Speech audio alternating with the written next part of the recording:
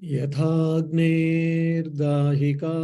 शक्तिः रामकृष्णे स्थिता हिया सर्वविद्यास्वरूपां तां शारदां प्रणमाम्यहम्. My salutations to Holy Mother Sri Sharda Devi, who is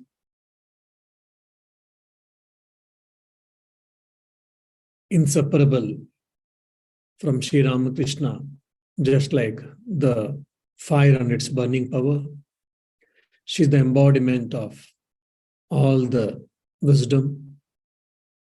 Om, peace, peace, peace.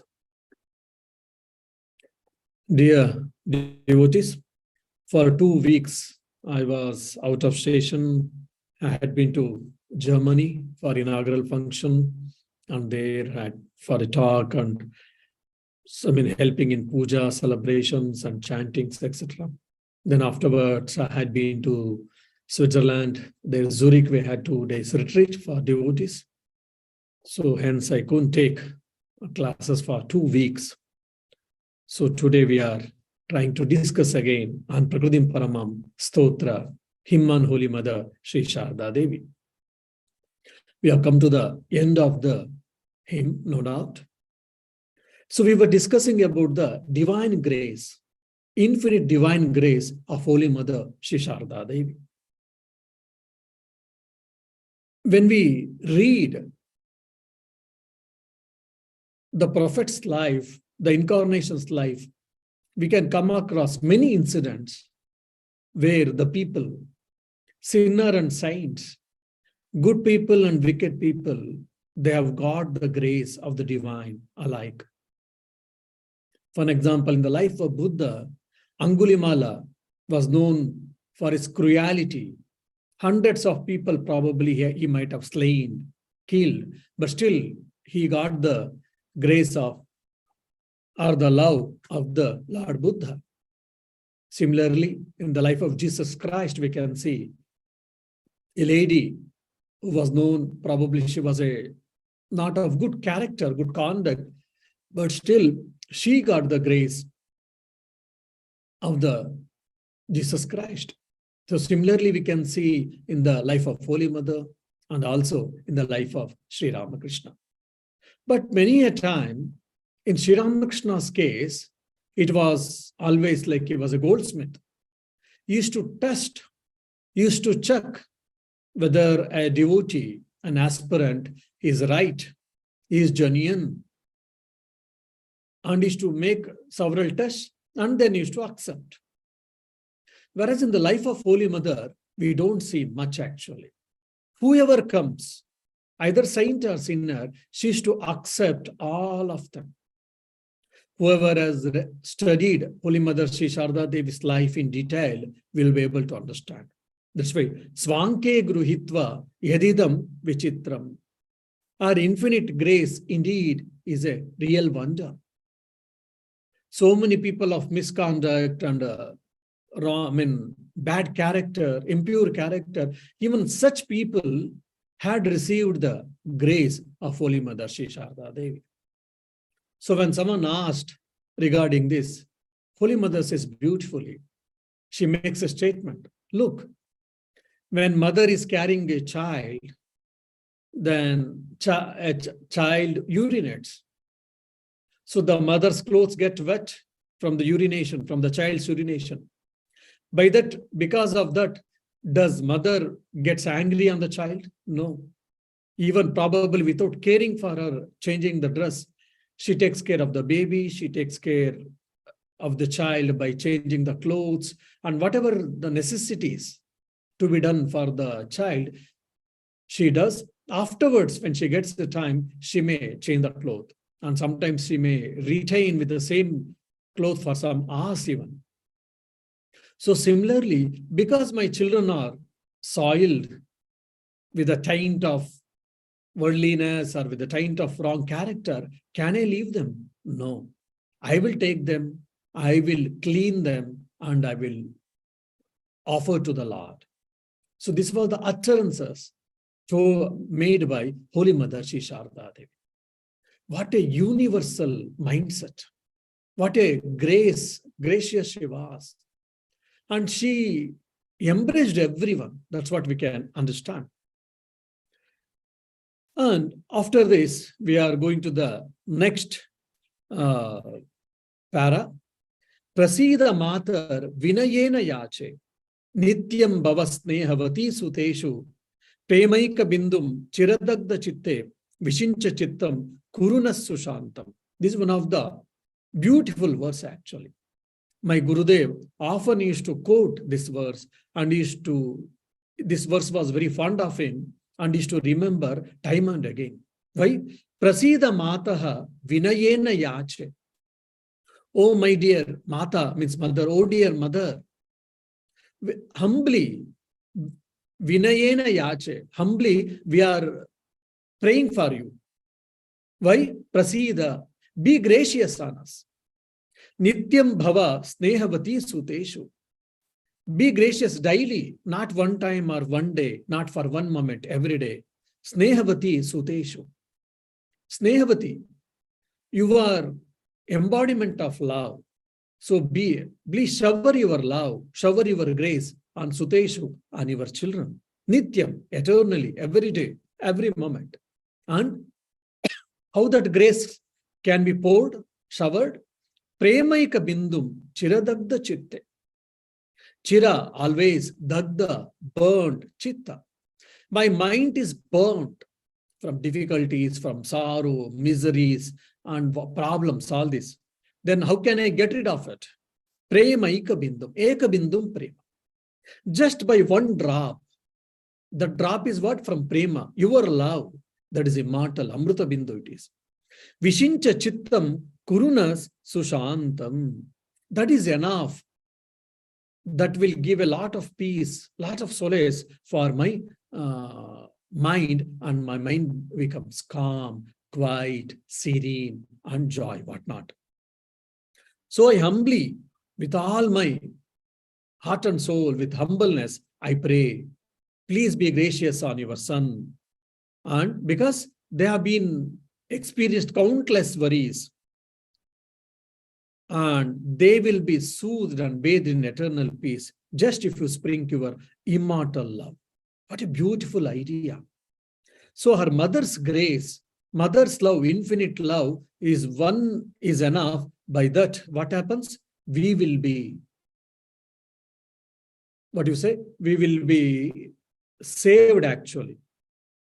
Yeah, sorry, just a minute. When we hear all these things, is it possible? We have got a lot of problems and all. Is it possible?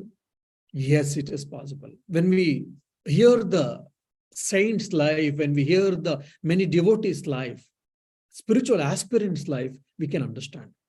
Just I will give one few of the examples or stories we'll be able to understand. Now, for an example, monks. They have to leave their home and earth, and they have to struggle. Mental struggles, a lot of mental struggles they have to undergo. Spiritual practices, they have to keep on doing it. And not for one day, not for 1 month, not for 1 year, for entire life. How is it possible? When it will be possible? During their spiritual life, when they were practicing the spiritual austerities or spiritual sadhanas, at some point of time, when they have enjoyed this immortal bliss, an iota of this immortal bliss, that makes them to hold on to the ultimate truth. That makes them to hold on to the God. That makes them to hold on to the ultimate ideal. That enables them to hold on to the spiritual practices. Otherwise, it becomes dry, they become negative, or they become pessimistic, or they may renounce the renunciation itself. Many times it happens. Spiritual aspirants and who would like to become monks, they try to hold on to it and they practice also for some time. Then afterwards, what happens? Then slowly, they will renounce this life. They will renounce the renunciate life itself. That's what happens. Why? Because they have not enjoyed, or they have not gone that spiritual bliss. They have not gone that spiritual joy. So when monks or brahmacharis or the spiritual sadhakas, when they get that spiritual bliss, iota of spiritual bliss, then they can hold on to the spiritual life. So if spiritual aspirants are holding on to the spiritual practice to their life, that means either for devotees or for the monks, at some point of time, they have enjoyed and they have experienced this divine grace or that spiritual bliss, at least for a moment, or at least for a few moments. Probably when I had joined in Bangalore monastery, just maybe 1 year had over, one Swamiji, senior Swamiji, he came just for rest. Unfortunately, he had a cancer and it was well developed, and he was in his his days were numbered, and a lot of suffering he had to undergo, and he had to take a lot of medicines also. But he was so calm. He never used to, shout on anyone. He never used to cry. He never used to make any morose face, but just he was bearing all this. He was enduring all this thing, and he was calm, quiet, sitting. And I was a youngster when I joined, and I'm seeing a person who is suffering from cancer, very near. And I was asked to serve him also. I was serving him as a young novice, and I was feeling a lot of questions was coming in my mind. How is it possible? Suffering from cancer, so much, his body is undergoing a pain, but there was no crying, there was no shouting, there was no morose face. How can he be calm? How can he be composed nature, even at that juncture? And not only that, he was enduring all these things, and even at that juncture, as much as possible, he used to get up early morning, sit or even lying down, and count his beats. He was trying to continue his spiritual practices and try to listen to some bhajans, devotional singing, all these things. And even 100 meters probably used to take half an hour to walk. Even in that physical disability, maybe it was around 200 meters or 300 meters from his from his room to the temple. Somehow he used to try to go every day, at least once, to temple, and used to pay respects to the chosen deity, that is Master or Sri Ramakrishna. I used to feel that is such a, old sadhu. What is there if he doesn't go to temple? There is a portrait of Sri Ramakrishna in the room itself. He can pray there only. Is it required to go to the temple? I did ask him. He laughed and he said, yes, my dear, it is not required. But when I go, I feel his presence more. And it is a way of expressing my love, gratitude, or respect, devotion towards him. It is one of the way, he said. And not only that, in that pain, we might forget everything. We need help, we need people. But he never demanded anything. And just as much as possible, he was gone trying to remember God. And very interestingly, one of the senior sadhus said, look, his days are numbered. Probably it was in December, he came to the Bangalore monastery, and Holy Mother's Jayanti was fast approaching. And the pontiff of that mutt, he said once with me, it is my firm conviction that he is waiting for Holy Mother's Jayanti. He wants to witness the Holy Mother's Jayanti, and he wants to probably leave the body. I said, just as a young novice, no experience of all these things, I made some comments. Oh, Swamiji, how can you say that death is not in our hands? We don't know what his fate is there, all these things. Then that senior Swamiji laughed at it and said, you can see yourself, you'll witness it. And literally that day happened. Holy Mother's Jayanti, morning we had a Mangalarti early morning and all. Then a special puja happened. Then Homa happened. Offering is going on. He inquired whether all these things are happening. And time to time we were giving message. Then puja, Homa, offerings and everything is being done. Main Mahamangalarti, we say, the afternoon Arati, afternoon Vespers over. Then he took the Tirtham, we say, the water, the prasad, on the day, Holy Mother's Jayanti day, and he left his mortal coil with a divine smile on his face. That was the first time I saw a monk leaving his body. And 1 week I had served him, and he had kept so calm, quiet, serene. And he was waiting for the day, as the senior Swamiji said. And he also, if he had passed away earlier, probably it would have been difficult for us to continue the puja and all. Because as per Indian Hindu tradition, in the building, if someone dies, then we cannot worship, we cannot conduct our worships. He waited till all the worship, everything went on. Afterwards, he left his mortal coil with a serenity. When his mind, when we saw his face, we never felt that he has died. Just he is lying down and he is taking a rest. How is this possible? That triggered my mind to think, how was it possible, or how is it possible?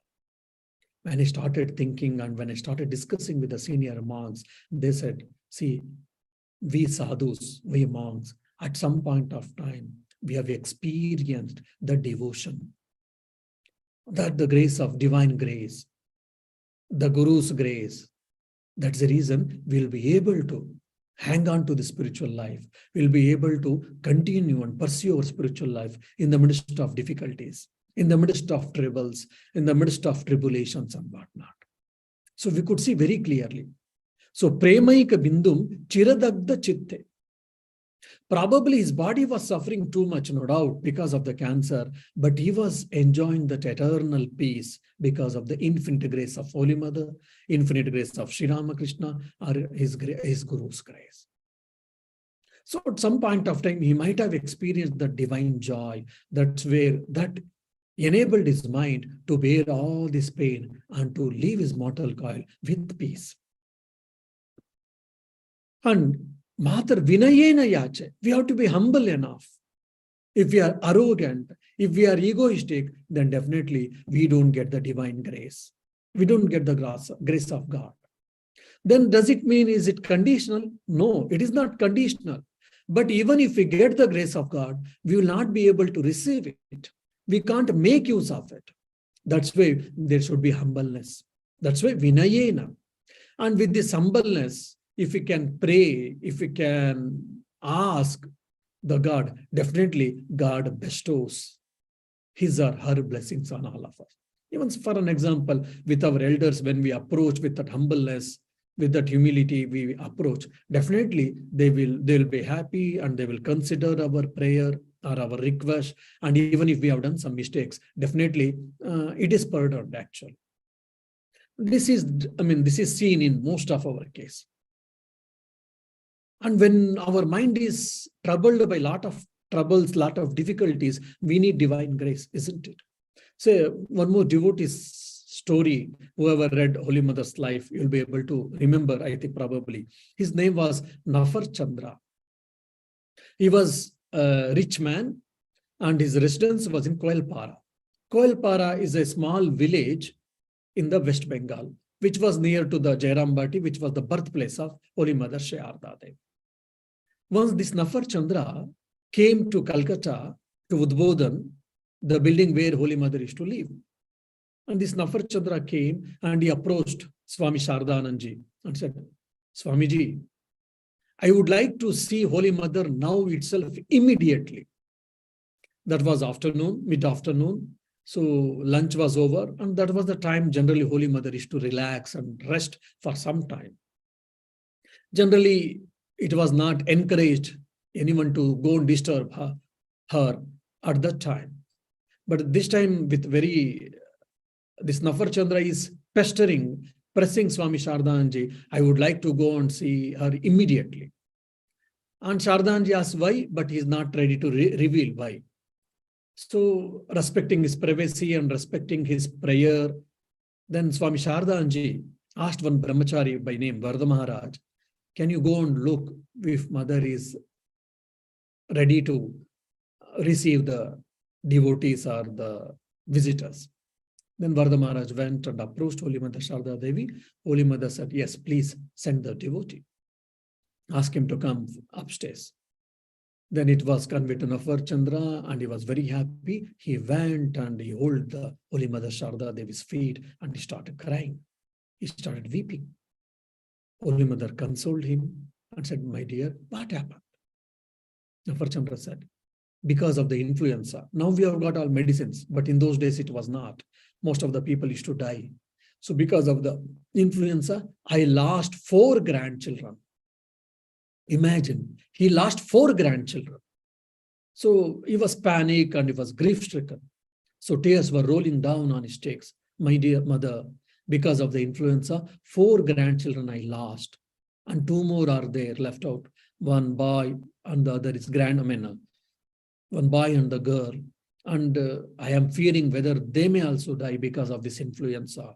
Please, I beg you, please protect them so that let me have at least 1 or 2 grandchildren. Because granddaughter and grandson, they may also die because of this influenza." Generally, if you see in our Ramakrishna mission tradition, we all say that let masters will prevail. Let Sri Ramakrishna's will prevail. So don't worry. He is there. Hold on to him. He will take care. So similarly, Holy Mother also said, "Don't worry, my dear. Sri Ramakrishna is there. So you pray to Sri Ramakrishna. Definitely his grace will prevail and your prayers will be answered." Probably most of us, we would have said, "Thank you, Mother," and we would have left. And this Nafar Chandra, because of so much pain he had already, he had lost 4 grandchildren. Definitely it is not a small shock for him, for anyone. He said, and he didn't leave. He said, "Mother, I don't want all that. Sri Ramakrishna is there, no doubt, but I have lost 4 grandchildren. I don't want to lose other 2. So I want assurance from you only." But probably it was a small test from Mother also. Holy Mother said, "Okay, my dear, you also pray to Sri Ramakrishna, the Master, and I will also pray to Sri Ramakrishna on your behalf so that he may protect your 2 grandchildren and let them survive and let them lead a good life." And she gave assurance that she will also pray to Sri Ramakrishna on his behalf. Okay, great. If Holy Mother prays to Sri Ramakrishna will definitely listen, no doubt. That's all we know. Probably he should have come, he should have thanked and should have left. But he was not ready. He said, "No, Mother, I don't want any other thing other than your assurance. I want your assurance only. So I beg you, I pray you, I plead you, I want your assurance and alone." Then Holy Mother smiles and said, "Okay, I will take the responsibility. Your 2 grandchildren will survive and they will not, nothing will happen and they will continue to live and you be happy, rest is assured." When he got that assurance from Holy Mother, okay, they will be protected. That is my responsibility. When she took that responsibility, he thanked her, he prostrated, he paid her respects, and with a sigh of relief, he came down and he conveyed to Swami Shardanji and he said, "Thank you, thanks for all these arrangements," and he left. So probably even when we need such a divine grace, we may have to plead also. So vinayena yache. So with that humbleness, he pleaded Holy Mother. Snehavati Suteshu. "Oh, we are your children, Mother. Please have a mercy on us so that we'll be saved or my grandchildren will be saved." And his prayers were answered. So similarly, if we can, with humbleness, with a love, with a faith, if we can pray, if we can plead Holy Mother Sharda Devi or Swami Vivekananda or any prophets, incarnations, definitely we will be the recipients of the divine grace. But we have to do that. That's the reason when we had joined the monastery, one of the sadhu, these are all the life lessons. Probably we may not get in the scriptures. One of the senior Swamiji had instructed me, beautiful instruction it was. If you want peace, go and disturb his peace. His peace means Sri Ramakrishna's peace. How can I go and disturb his peace? It means plead him, pray for him, whatever you want, whatever you desire, whatever you want. For that, you go and plead him, you go and pray, you go and cry in front of him so that your prayers are answered. So this is what we have to do. And premaika bindu chiradagda chitte. So we should make an habit to remember the God, to remember the divine always. This is what we understand from this verse. And one more, for an example, this Lalit Chattopadhyaya is one of the good devotee. He was also a rich man. Because of rich man, he got grace. No. More than his richness, because of the devotion. And he also had one habit, that is drinking habit. During his youth, he was also a chain drinker like Girish Chandra Ghosh. He used to drink a lot. But when he came in contact with Holy Mother, when he got that Holy Mother's love, his mind got intoxication. His mind got intoxicated with the divine love, with the divine nectar. As a result, this, whatever, the normal drinking, the normal wine or the wine intoxication, he left because his mind started getting intoxicated by the divine love. Finally, he left the drinking because of the Holy Mother's grace. And he became the ardent devotee of Holy Mother. And many times he used to come to Calcutta and he used to hire a house. Why? So that he can live nearby and he can often go and see Holy Mother and he can have her grace and vision and whatnot. And one day in the rented house, he invited Holy Mother Shri Sharda Devi. Holy Mother came, and for everyone's surprise, there was an oil painting of Holy Mother Sharda Devi. There was a beautiful portrait of Holy Mother Sharda Devi, oil painting, and he presented to her. She was happy, and he requested her, Mother, you should worship this. Imagine, he is asking her own portrait to be worshipped. But Holy Mother worshipped. How blessed he is. The Divine Mother, primordial energy, we say Adishakti, she is worshipping her own portrait, and that will be presented to this Lalit, to the devotee. And he was blessed and he received that. And the same person, because every time he cannot call Holy Mother Sharda Devi to his house and he cannot feed or he cannot serve, and he made one plan actually. In the scriptures, Indian scriptures, there is a statement. If you take care of the even relatives or on the incarnations or the prophets or your gurus even, it is as good as serving them. So if you can serve them, you will serve. For an example, there's a relative of Holy Mother. And if you can serve him, if you serve him, it is as good as serving Holy Mother Sharda Devi. There's one statement. So keeping this in his mind, many times he used to also invite many of the relatives of Holy Mother Sharda Devi to his house, and he used to take care.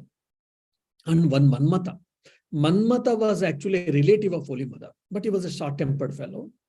And one more, Kartika, was an young chap who afterwards he became a monk. He used to stay with the Holy Mother and used to serve Holy Mother and Swami Shardanand. This Lalita invited this Manmata and Kartik for his house for one day for the lunch. They had agreed and they went and they knocked the door. There was no reply. 2 or 3 times they knocked the door and there was no reply. As a result, Manmata was short-tempered, so he lost his temper and he went back to the Udbodhan. This Manmata had went to bring something to feed them only. Something was missing. He went. In 5 minutes, he came back, but by the time already they had left.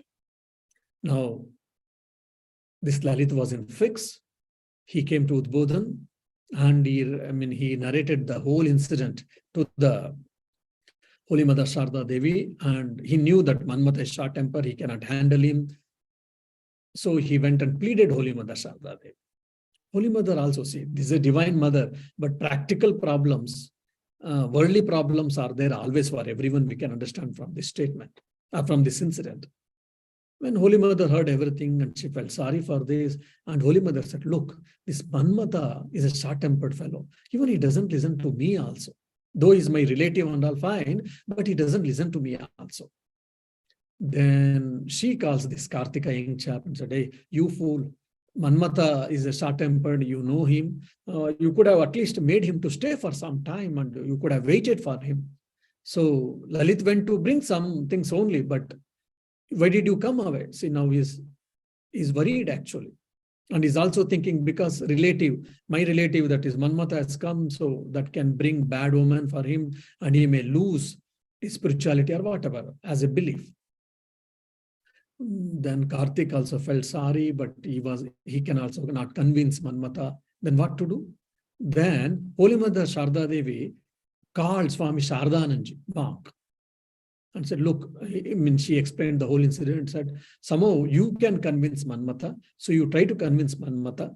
And along with Manmata and Karthik, you also go to the Lalit's house and accept his hospitality and come back so that Lalit will feel happy.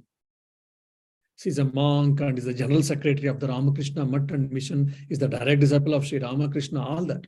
But because Holy Mother ordered, or Holy Mother said, he accepted, and with a calmness he went and he explained to Manmata, he could convince Manmata, and Manmata said, okay, because you are saying I will come.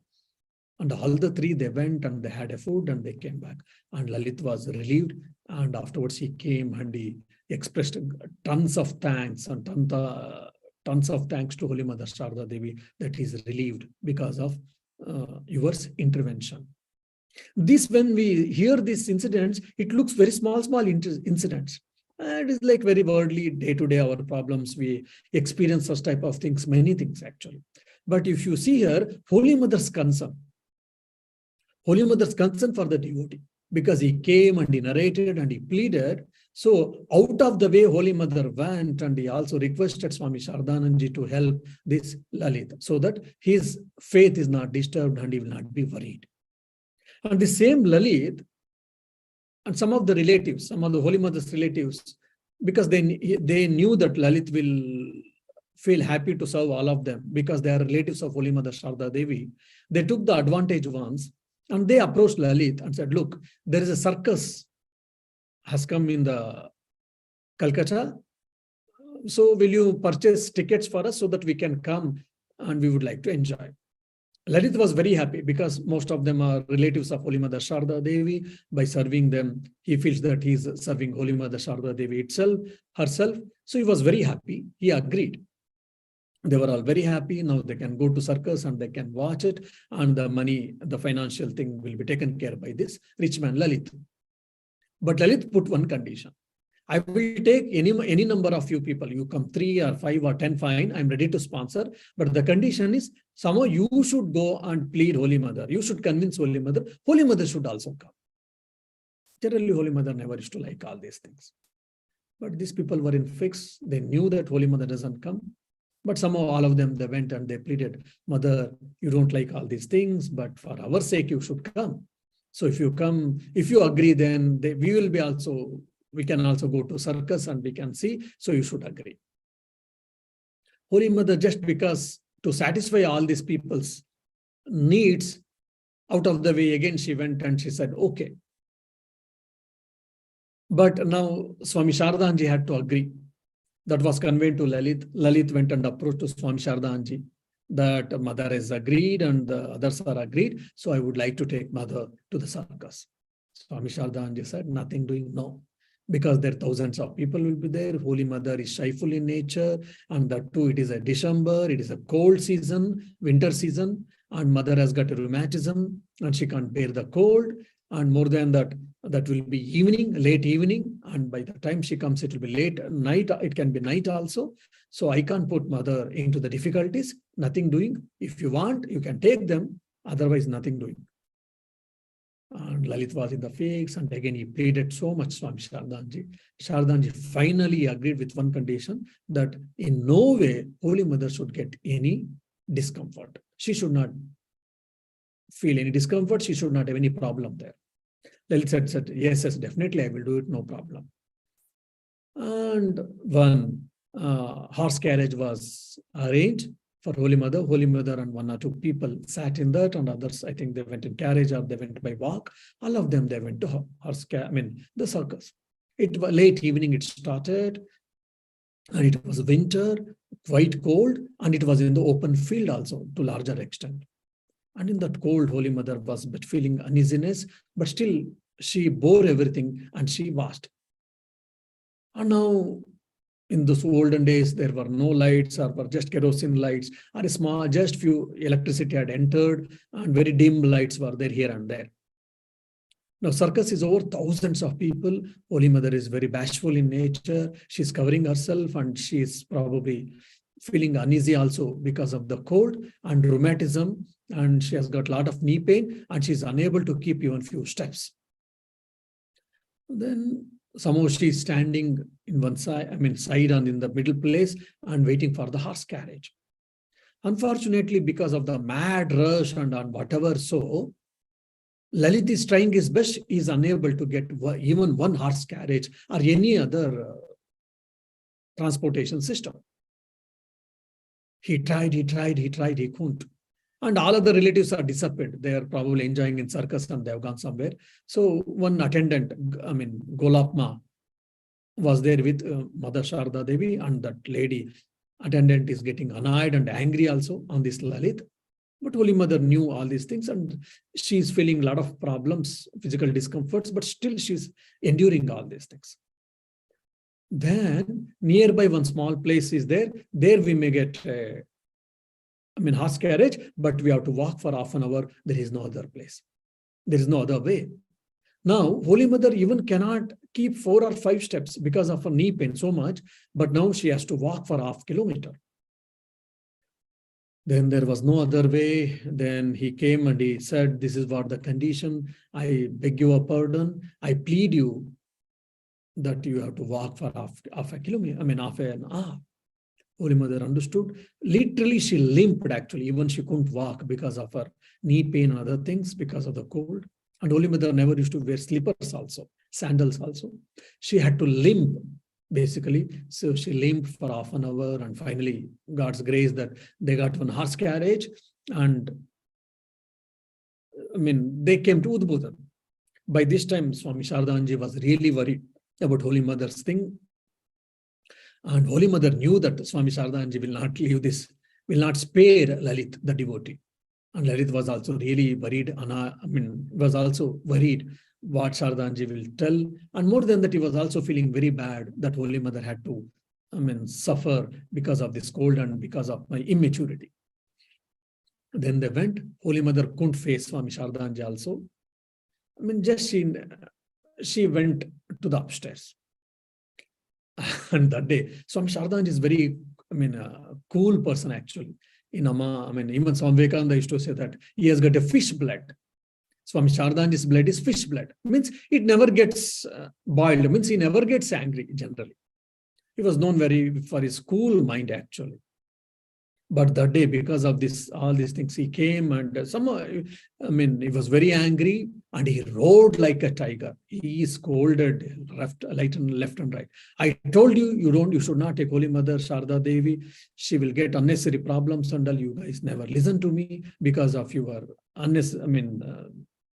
because of your desire. You see, Holy Mother got into problem. All these things. Now Lalit didn't have any other thing. He had to say sorry and he had to receive the scoldings. And for some time, Swami Shardanji scolded Lalit nicely. Now he had to bear and he had to ask sorry. And now he went to the upstairs. So much leg pain, knee pain, and she had to walk. Definitely, anyone, if it would have happened same thing for us, we would have said, Swami Shardanji scolded you rightly. If not, otherwise, why did you take me? If you couldn't arrange things properly, why did you take? We would have scolded all of us probably. But Holy Mother was never. He never expressed any pain. Rather, she started expressing, oh, my dear son, you have to get scoldings. I'm very sorry. Don't mind. And putting her hand on his head, and she's trying to pacify him, putting her hand on his head and in his back. Don't worry, my dear. Your intentions were good. I can understand, but you never expected. These things can happen. This will happen. I understand. Swami Shardanji was only concerned about my health. Otherwise, he doesn't have anything towards you. And you also know that. So don't worry. Don't bother. Happened is happened. My dear, I am okay. Nothing happened to me, all this. Even at blood juncture, even at that her pain, she left everything. And she was so much concerned about this, Lalit. And she was gone, pacifying him.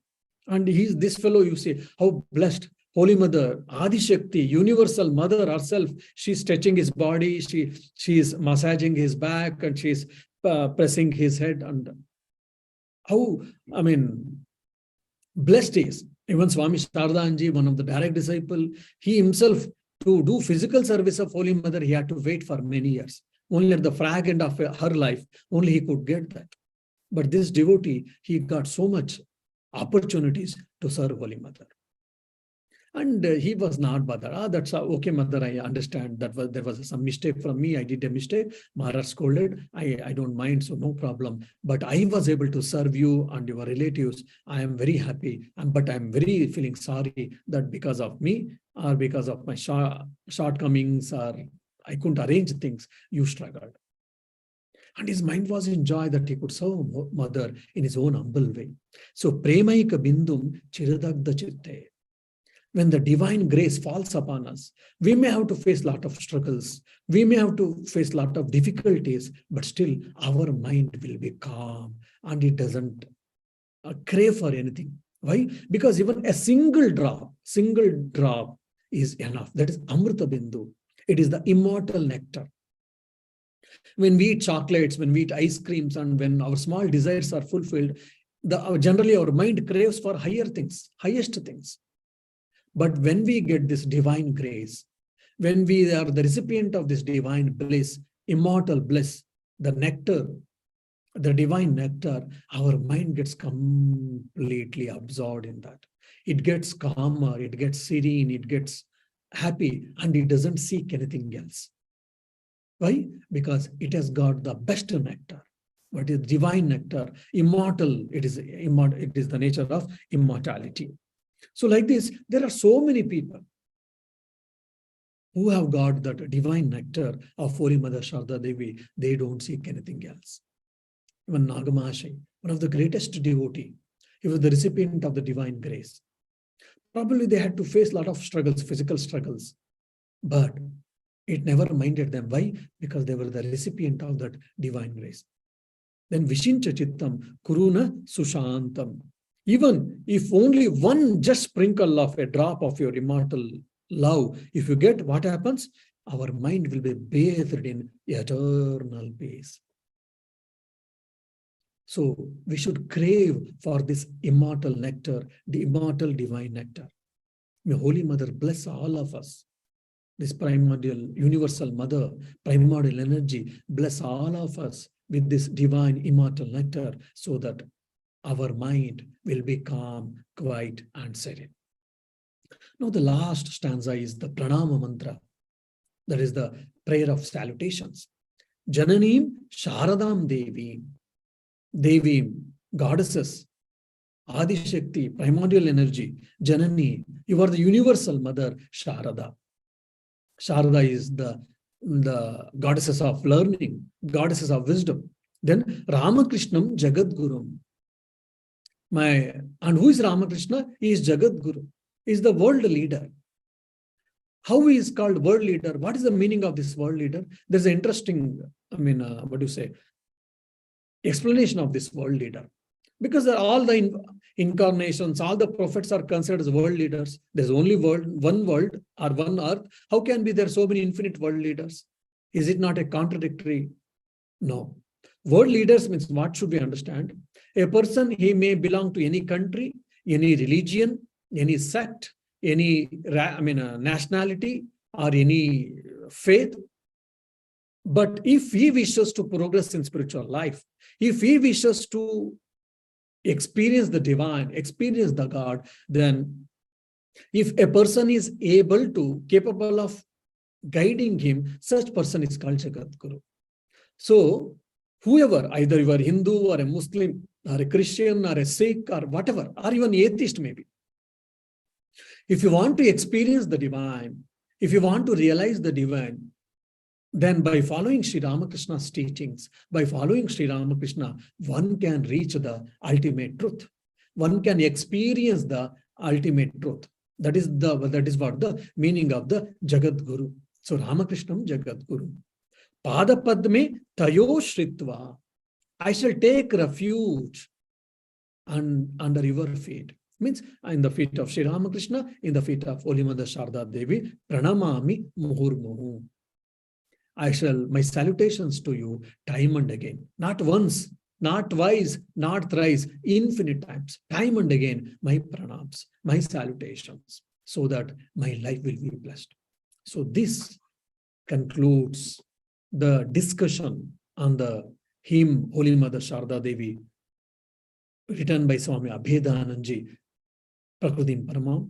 May Holy Mother Sharda Devi and Sri Ramakrishna bless all of us, so that we shall take this path of divine and we shall try to attain the divinity, attain that immortality, and let all our minds experience that immortality or the nectar, divine nectar, so that we will be able to experience the calmness of the mind, serenity of the mind. Our existential problems, psychosomatic problems, all things will be removed, irrespective of our worldly situations. Om Shanti Shanti Shanti Harihi Om Tat Sat Shri Rama Krishna Arpanamastu. Maybe in the next class, I will try to start discussing either Om Rim Brutam, Himman Sri Ramakrishna, or the Sarva Mangala Mangale, that is from Devi Bhagavata, 3 stanzas, which often we sing in our Vespers on Mother, Divine Mother, because Durga Puja is also coming. We will try to discuss.